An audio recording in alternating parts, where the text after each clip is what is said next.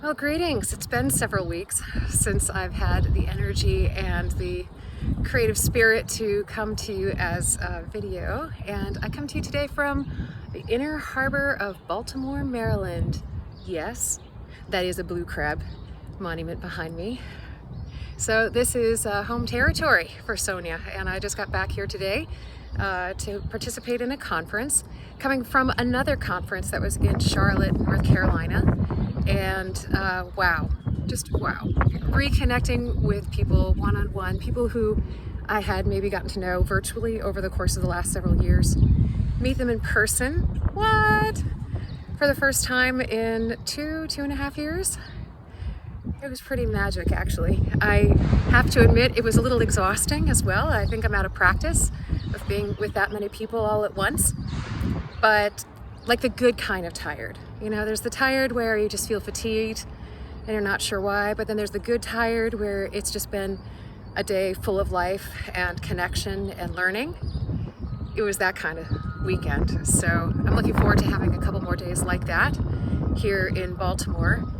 And I guess what I would really love to celebrate here with you is how important and vital community and connection is. And although we may feel out of practice and we may feel a little anxious about it, we need it. We need it. It's part of us coming back to ourselves, coming back to our community connections that are necessary for the healing, and really commitment to all the changes that we know the world needs in all the spaces that we care about. So there's a term that I became aware of called splitting.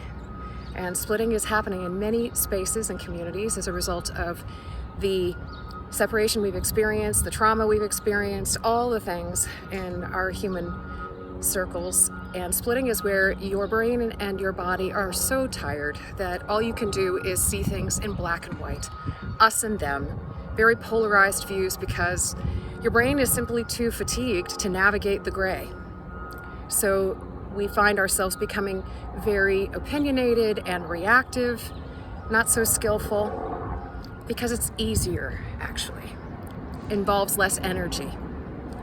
So I think that's interesting to just take a little moment to see if that's true sometimes for you, if you're a little quick to react or to see things in such stark terms, and consider whether that is something you want to maybe bring maybe a couple of deep breaths. Remember the stop practice, where we stop, we take a few deep breaths, take a moment to take in what's around us, observe, come back to our body, and then we proceed. And it just helps us to go ahead and come back to a responsive behavior as opposed to reaction.